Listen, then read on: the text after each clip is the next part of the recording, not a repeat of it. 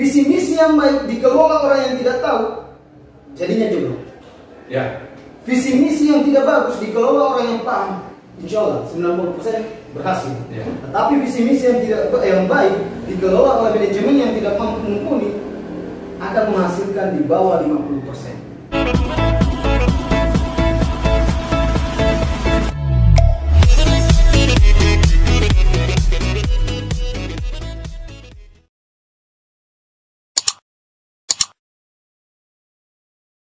Bismillahirrahmanirrahim. Assalamualaikum warahmatullahi wabarakatuh. Selamat berjumpa di channel YouTube saya Hendrik Majid.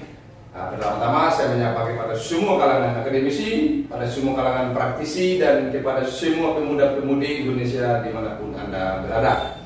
Oke, pada konten saya kali ini saya sudah bersama-sama saya punya rekan yang lebih jago. Oke Bang, selamat datang di konten Hendrik Majid. Terima kasih banyak Hendrik Majid. Sebelumnya perkenalkan, nama beliau ini adalah Irwan Agung. Kalau saya sapaan karir saya dengan beliau ini saya panggil Bang Igo. Beliau di Kabupaten Wakatobi adalah sebagai salah satu politisi juga yang turut berkecimpung dalam hal-hal wilayah politik yang ada di daerah Kabupaten Wakatobi. Nah, pada pembahasan kami pada hari ini itu terkait dengan pemilih yang ada di Kabupaten Wakatobi, tentang kita harus berdemokrasi sehat tanpa golput ya. Karena kalau yang saya amati banyak juga suara-suara sumbang ya, yang ada di media, bahkan juga secara terang-terangan di Gojek-Gojek menyampaikan kita golput, yang sebetulnya landasan argumentasinya itu adalah bahwa tidak ada yang layak untuk memimpin Kabupaten Wakatobi. Oke Bang, siap. Saya mau tanya apa yang Abang bisa tanggapi dari adanya rumor yang berkembang dalam masyarakat ini bahwa terkait dengan golput. Ya, benar. Di Wakatobi ini kita memang sedang melaksanakan tahapan pemilu kada. Dalam artian memilih kepala daerah kita untuk yang ke berapa kali ya? Zaman Pak Hugua, kemudian sekarang lagi dilanjutkan zaman Pak Haji Arhawi. Pak Arhawi untuk kedua kalinya? Iya, dengan penantang yang sama tentunya, Pak Haryana, walaupun dengan wakil yang berbeda.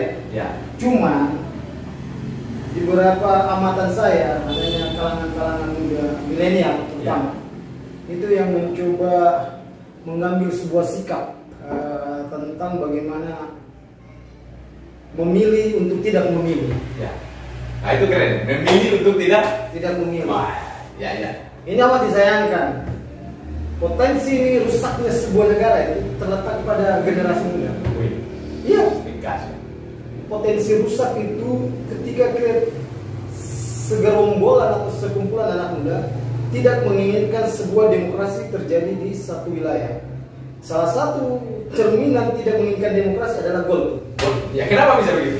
Kenapa demikian? Karena kalau yang saya juga amati bahwa ada juga kelompok-kelompok pemilih cerdas, bahkan mereka mengklaim karena kita memilih cerdas maka kita tidak untuk memilih. Gimana kira-kira?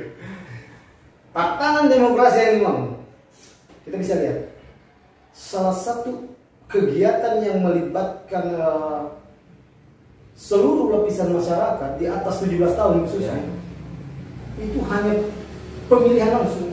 Ya. Pemilu. Tidak ada kegiatan lain yang melibatkan masyarakat Indonesia keseluruhan kecuali pemilu. Ya.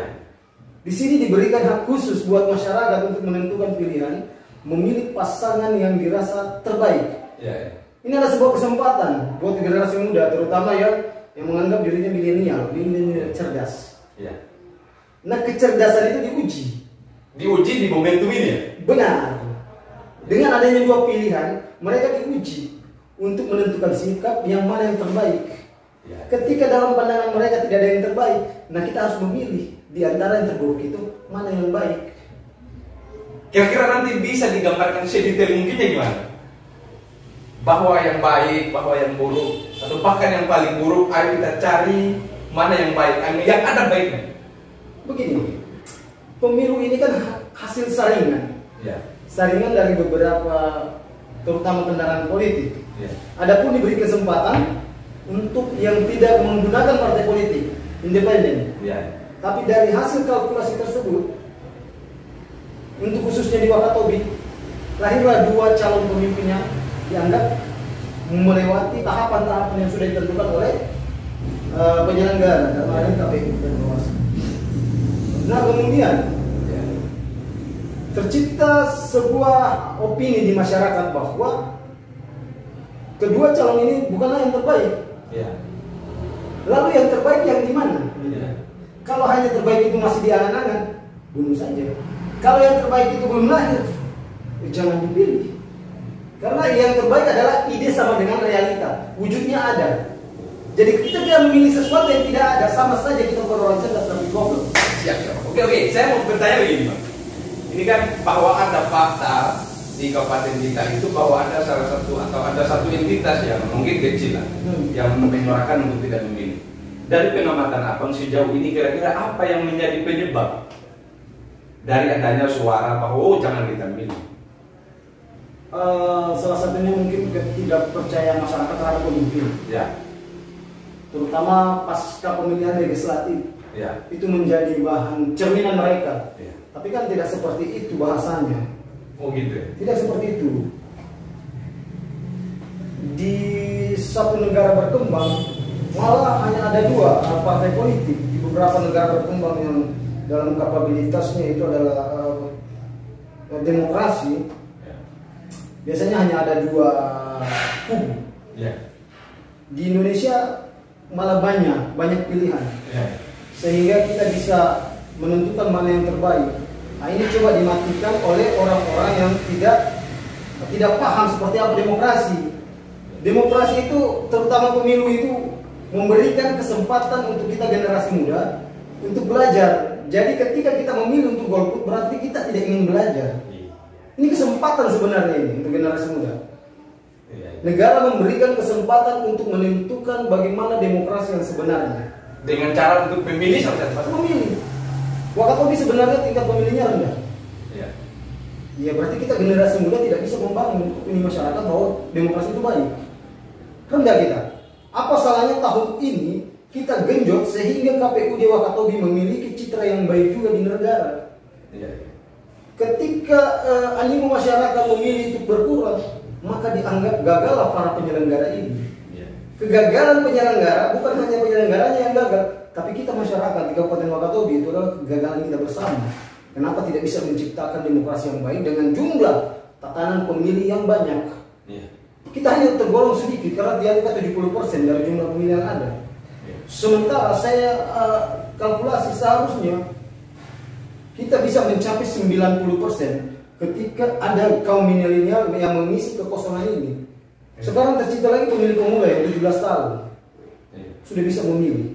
Tapi kalau kita mengisi dengan mereka bahwa pemilih itu adalah golput, adalah sebuah pilihan, wah itu keliru namanya.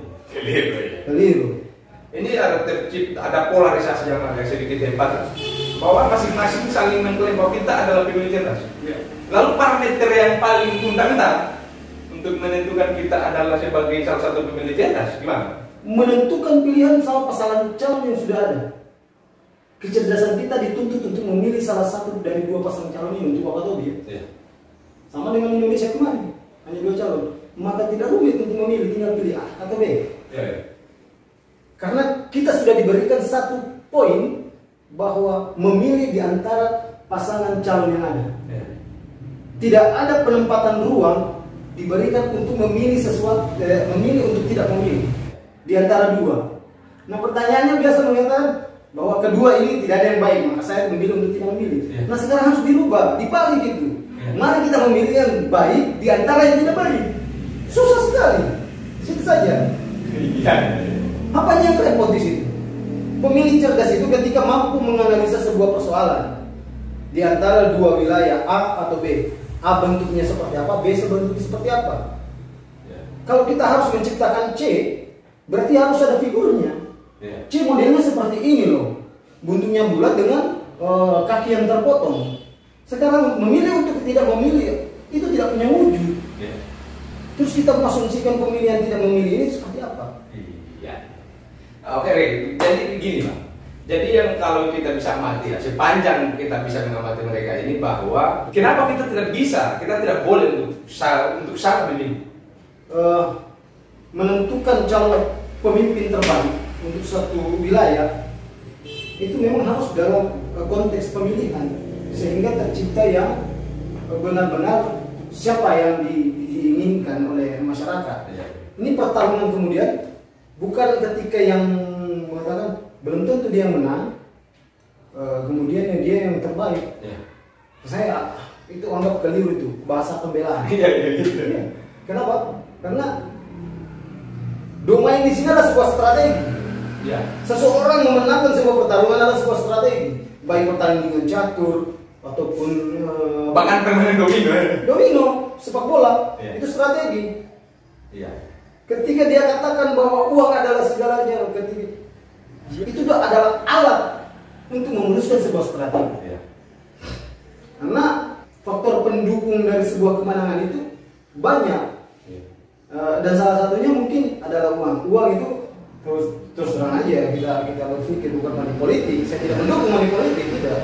Cuman bicara kasat mata di lapangan ya jelas saja. Ketika kita harus memanggil teman-teman untuk berkumpul, paling tidak saya harus mengeluarkan kos politik untuk makan minumnya. Kalau kita punya strategi baik dan mumpuni, bisa saja kita patungin bahwa saya beli aquanya, kamu beli kopinya, saya beli gulanya. Nah, dari kesimpulan strategi yang baik lahirlah sebuah ide. Jadi yang menang adalah yang memiliki ide terbaik. Persoalan visi misi ke depannya otomatis lebih mudah tercapai. Pilihan A dan B. Pilihan A memiliki visi misi yang terbaik menurut pandangan kita, tapi pilihan B memiliki visi misi B tidak memiliki visi misi yang terbaik. Visi misi yang baik dikelola orang yang tidak tahu, jadinya jeblok. Visi misi yang tidak bagus dikelola orang yang paham, insya Allah 90% berhasil. Tetapi visi misi yang baik dikelola oleh manajemen yang tidak mumpuni akan menghasilkan di bawah 50%. Jadi inilah yang saya maksud dengan memilih yang terbaik dari yang tidak baik.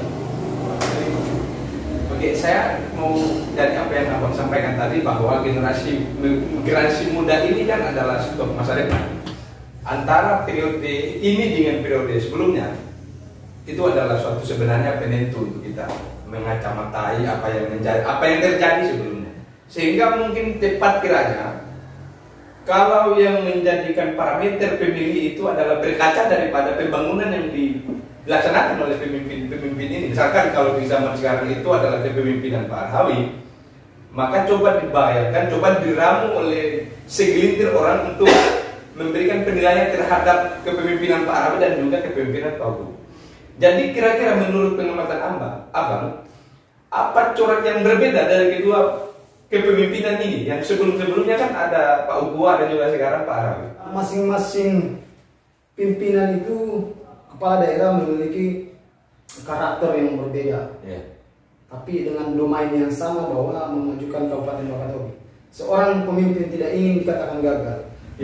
Jadi dengan segala upaya dan daya dia akan membangun sebaik-baiknya di mata masyarakat. Karena saya yakin yang namanya manusia ini tidak ingin meninggalkan jejak yang tidak baik di masa dia tinggalkan jabatan yang dia pimpin. Contoh kasus Pak Ugo. Pak Ugo dalam prionya dia itu memiliki karakter berpikir membangun yang tidak bisa kita samakan karakter berpikir membangun dengan Haji Arhawi.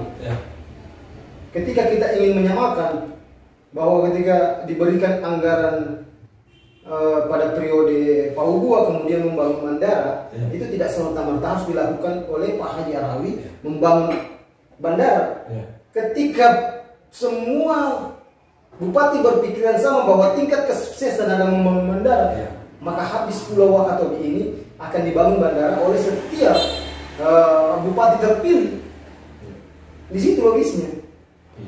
Tidak bisa diacukan jadikan acuan keberhasilannya Pak Ugo kemudian disamakan dengan keberhasilan Pak Arhawi dengan tolak ukur bahwa pembangunan Pak Ugo adalah ini dan pembangunan Haji Arhawi ini tidak. Masing-masing punya domain. Pak Ugo sudah menciptakan bandara. Itu saja yang selanjutnya dilakukan Arhawi adalah bagaimana akses transportasi laut yang memang Wakatobi adalah terdiri dari pulau-pulau ini bisa saling berkorelasi. Salah satunya dengan menciptakan yang namanya pelabuhan ferry, dermaga ferry di beberapa pulau-pulau yang ada di Kabupaten Wakatobi, baik Kalidupa, Tomia, dan Binong. Nah, ini memudahkan akses transportasi, ini memudahkan ekonomi yang berputar nanti. Situ domainnya. Jadi besok lusa tidak mungkin lagi ketika ada yang terpilih umpama saya di tahun 2024-26 saya mencalonkan diri sebagai bupati, lantas terpilih, kemudian saya mau bangun juga dermaga ferry, wah tidak logis. Saya punya pemikiran lain, saya akan bangun apa gitu kan? Bisa saja saya pindahkan ibu kota ke Binonggo sana, bisa saja. Karena memang tidak boleh kita membangun hal yang sama yang sifatnya membuang anggaran pemrosen. Di situ logisnya. Di situ logisnya. Jadi ketika Arhawi kita menganggap tidak berhasil dengan dari segi infrastruktur, tolak ukurnya adalah Paugua, ya jelas tidak boleh lah. Karena mereka punya pola juga saja. Pola tersendiri. Masing-masing ada corak yang berbeda. Sama dengan Presiden RI pertama, kemudian yang kedua itu Soeharto dengan repelikan itu rencana pembangunan 5 tahun. Muncul lagi dengan Megawati yang kemudian dari sifat gotong royong, kemudian siapa Habibie, berbeda semua. Sekarang sampai ke Pak Jokowi, ya tidak mungkin lagi melanjutkan yang namanya reformasi. Tidak mungkin mengulangi yang kemarin-kemarin. Tidak mungkin. Saya tahu Abang adalah sebagai salah satu pelaksana daripada ekonomi kreatif yang ada di Kabupaten Wakatobi. Abang punya warkop, Abang punya instrumen untuk memajukan ekonomi kreatif yang ada di Kabupaten Wakatobi. Bagi saya Abang itu adalah contoh bahwa kita harus mempunyai kreativitas lah. Bahkan membangun warkop. Jadi kira-kira gimana Pak? Hampir sekitar berapa? 5 tahunan ya Abang sudah geluti dunia itu di Wakatobi. Kira-kira gimana Pak? Kadang orang berpikir begini, memulai usaha itu ketika kita memiliki modal berupa materi dan segalanya, kemudian ditunjang dari negara yang harus atau pemerintah yang harus membackup sehingga terjadinya usaha. Ini bagi anak muda itu mematikan pemikiran seperti ini. Anak muda palsu ya. Anak muda palsu, artinya dia tidak memiliki jiwa juang yang tinggi. Sementara untuk pemuda yang ingin maju itu harus memiliki jiwa juang yang tinggi. Saya ngambil sampel di diri saya gitu. Saya pulang ke Wakatobi, kalau saya jadi disiplin ilmu saya yang saya bawa, berarti ijazah yang akan saya jual. Bukan kemampuan berpikir dan berdiri di atas kaki sendiri yang saya tunjukkan pada daerah. Ketika saya ijazah yang saya jual, maka tidak akan ada contoh yang dijadikan sampel buat teman-teman saya untuk kemudian berdiri di atas kaki sendiri. Itu berarti saya harus berhadapan dengan beberapa birokrasi dan perusahaan. Tapi ijazah yang saya sudah ambil harus saya jual ulang. Ini yang saya maksud. Kenapa? Saya bukan tipikal orang yang mau menjual ijazah. Saya masuk di universitas itu untuk bisa berpikir cerdas, bukan berpikir berwatak menjual atau menggadaikan sesuatu. Ekonomi kreatif adalah menjadi salah satu lompatan berpikir paling baik. Kenapa? Berpikir tentang penjualan ini di Wakatobi ini mayoritas kita ini adalah pekerja. Sejak zaman nenek moyang. Nah, kenapa kita tidak kembangkan sifat-sifat itu dengan yang lebih modern umpamanya? Contoh kasus di kota itu, omelet kalau mau kita samakan itu telur dadar. Telur dadar kalau dijual di pasar itu Rp1.000 satu biji, atau 1.500, 3.000 lah paling mahal. Sementara namanya berganti di omelet untuk kedai seperti ini itu sudah jadi 25.000. Itu ekonomi kreatif. Nah, bagaimana menciptakan ekonomi kreatif? Bergerak dulu, persoalan belakangan. Jadi kemauan yang harus kita ciptakan.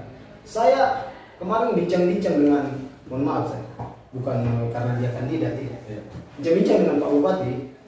Waktu itu dia masih menjabat. Bang, abang ini harus lebih damai, memikirkan para pemuda. Dia bilang, saya pikir. Tapi para pemudanya yang tidak mau berpikir, ya kalau dia berpikir, dia ciptakan dulu. Iya. Sehingga saya punya alasan bilang bantu dia. Ketika itu tidak terjadi, saya tidak punya alasan bagaimana cara membantu dia. Pertama kali saya buat warung kopi di Wakatobi, orang selalu bertanya, sarjana dari Makassar jauh-jauh kuliah lama-lama, pulang di Wanci hanya mau bikin kopi. Iya. Saya bilang iya bang, mau di apa? Tidak bisa. Iya. Padahal kan target saya bukan itu. Target saya bagaimana orang bisa melirik ketika ini berhasil. Ya. Dan abang sudah cukup berhasil. Kalau saya lihat, kalau saya nilai, abang sudah cukup berhasil. Saya bersyukur itu. Saya tidak mengatakan bahwa saya berhasil mencuci otak, tapi saya bersyukur animo masyarakat atau pemuda kemudian membuat warung kopi dengan desain yang lebih bagus dari saya. Ya. Saya syukur. Artinya kemajuan, kemauan atau keinginan mereka untuk berkembang itu sudah ada. Ya. Dan itu sebenarnya suatu keberhasilan juga. Bukan keberhasilan. Saya sebenarnya itu Siap. itu keberhasilan orang itu yang melirik. Oh iya. Jadi kalau orang yang tidak mau lirik sebagai pengusaha, dia tidak berhasil. Jadi memang hanya segelintir orang yang berhasil ini. Oke, saya mau agak sedikit pada pengamatan yang sering. Kira-kira dari si pengamatan abang yang paling layak untuk memimpin Kabupaten Wakatobi kita ke depan siapa? Yang layak? Yang layak. Ini sebenarnya berat untuk saya jawab. Biar bagaimana? Iya. Tapi namanya pilihan. Kemarin itu berat untuk menentukan pilihan saya ke pasangan calon halu. Ya. Karena saya orang yang paling mengkritik ke kepemimpinan Haji Arhawi Bahkan 5 tahun. 5 Saya tahun. tahu abang adalah sebagai oposisi pada saat Pak Arhawi menjadi bupati dan sampai pada menit-menit akhir. Benar. Dan abang tidak pernah dilirik pada saat itu oleh orang-orang yang sekarang adalah ngaku sosok ngaku oposisi. Ya. Saya memilih itu betul-betul hasil analisa dan pemetaan saya. Saya tidak katakan Haji Arhawi yang terbaik dan saya tidak katakan hanya pasangan yang Haji Aliana ini adalah pasangan yang tidak terbaik. Ya. Tapi kajian saya dua-duanya buruk. Dua-duanya buruk. Tapi saya memilih yang terbaik dari yang terburuk. Itu dia. Hasil kajian. Iya. Kenapa saya katakan dua-duanya buruk? Yang pertama, yang satu tidak pernah menjabat sebagai bupati. Iya. Itu keburukannya dia. Yang satu pernah menjadi bupati, tapi banyak kebijakannya tidak menguntungkan orang lain menurut kacamata orang lain. Ya. Ketika ada infrastruktur yang kemudian tidak bisa mengakses satu wilayah ke wilayah, contohnya jalan raya, dan itu terjawab. Apa yang saya kritisi kadang dijawab oleh beliau. Iya. Dengan tindakan, bukan dengan cara memanggil saya kemudian dikasih gula-gula. Ya kan? Iya. Jujur saya sudah beberapa kali di wilayah daerah untuk turun aksi. Ya. Saya dipanggil, saya beranggapan layaknya pemimpin ini dipilih. Ya. Saya memang orang harus berkacamata kali. Kalau kita membuka diri untuk bisa mengkaji seperti apa kepemimpinan dia, ini baik untuk daerah. Karena sifat beliau yang ada adalah sifat ingin membuktikan kerja melalui kerja. Ya. Jadi sifat beliau ini adalah membuktikan kerja melalui kerja. Bukan dengan bicara melalui bicara. Kalau bicara melalui bicara, maka yang terjadi adalah apa namanya? Judium Selesai. Nah ini yang perlu dibedakan. Kenapa orang kemudian mengatakan, kau kan pengkritik Haji Arhawi. Iya, yang saya kritik bijikannya dan dijawab dengan kerjanya. Itu yang saya mau. Ya. Sekali lagi saya mengatakan bahwa ketika kalian mengatakan ini tidak ada yang terbaik, maka saya akan memilih yang terbaik dari yang terburuk. Pilihan saya jatuh ke pasangan ini melalui kajian, Pak. Ya. Kalau teman-teman mengatakan kajian saya keliru, kenapa tidak dibahas dengan yang namanya kajian? Ya. Saya tidak mengatakan saya marah dicaci. Wah, saya senang malah dicaci. Itu mengangkat saya itu, derajat saya makin tinggi. Nama saya makin melambung, apalagi kan media sosial. Oh, saya senang. Terus. Kalau tahu saya besok calon anggota DPR kan tidak perlu lagi saya berkampanye. Sudah terkenal. Memang tahu, oh ini loh Irwan Agung yang matanya ini, hidungnya mancung, kulitnya putih, ganteng lagi. Ini dia. Dulu gua drone kan. Iya. Sangar lagi, baik. Keren. Saya pengen abang ini Ini sudah kita mau closing, Bang. Siap. Saya pengen Abang mengajak semua masyarakat yang ada di Kabupaten Wakatobi ini untuk menggunakan hak pilihnya sesuai dengan mekanisme undang-undang yang telah diberlakukan oleh Komisi Pemilihan Umum. Wejangan ya untuk menggunakan. Ya, wejangan untuk menggunakan hak pilihnya. Jadi ternyata asik juga ini dipanggil-panggil gimana? Hendrik Maji. Channel. Gue langsung pantun, Bang. Saya malah kemarin bukan saya tolak karena memang saya masih banyak kesibukan. Iya. Tapi kan ternyata Abang ini kan sudah berapa kali sudah menjurat makan. Saya hubungi Abang, kontak Abang langsung, Bang, kapan kita podcast, Bang? Nggak pernah ada waktu, Bang. Sekarang hari ini sudah. saya berpikir begini, jadi yang lain-lain jangan canggung untuk dipanggil dia. Ternyata bicara di broadcast ini tidak semenakutkan bagaimana, malah lebih asik. Iya. Yang tamu untuk dipanggil, rajin aja. Asik ternyata ini. Iya. Jadi saran saya buat generasi milenial, pemerintah sudah mencanangkan bahwa mari kita sukseskan pemilu dengan tidak golput, untuk mengajarkan kepada generasi yang pemilih pemula bahwa golput itu tidak baik karena tidak ada bentuk pilihan di situ. Pilihannya cuma satu, memilih pasangan yang sudah ada. Kalau harus menciptakan pilihan kedua bahwa bahasanya mengatakan tidak memilih adalah satu bentuk pemilihan, maka saya bisa pastikan pilihan kedua adalah salah. Jadi pilihannya cuma satu, gunakan hak pilih demi demokrasi yang baik dan mengajarkan kita bagaimana menentukan pilihan untuk memilih yang terbaik. Karena tidak memilih pun pasti akan tercipta yang namanya yang dipilih. Oke, satu lagi, Bang. Yang ini khusus untuk yang memilih yang juga ada sedikit ada intimidasi misalnya. Banyak kemudian yang intimidasi, banyak yang gimana kira-kira? Ayo sampaikan kepada konten Hendrik Maji ini untuk Abang sampaikan bahwa semua politik-politik itu ya gimana? Kalau ada oknum-oknum yang kemudian ingin menciptakan sebuah kekisruhan sehingga condong untuk tidak memilih adalah bentuk kejahatan. Itu kejahatan. Intimidasi adalah bagian dari kejahatan. Dan ajang 5 tahun sekali ini dijadikan betul-betul pesta demokrasi, bukan ajang gontok-gontokan, apalagi saling mencaci dan memaki. Ingat, Wakatobi itu ingin memilih pemimpin, bukan ingin memilih lawan. Kalau kita ingin memilih lawan, maka ring tinju dan UFC adalah tempat.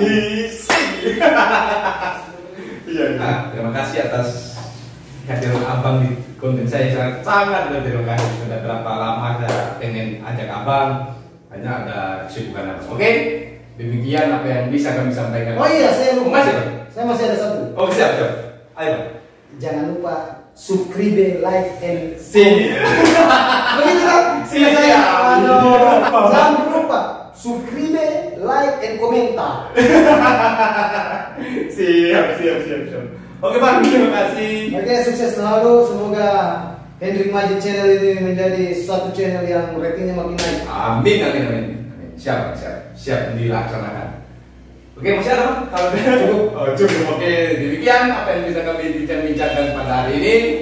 Lebih dan kurangnya mohon dimaafkan. Billahi taufiq wal hidayah. Wassalamualaikum warahmatullahi wabarakatuh. Oke, Bang. Terima kasih, Bang.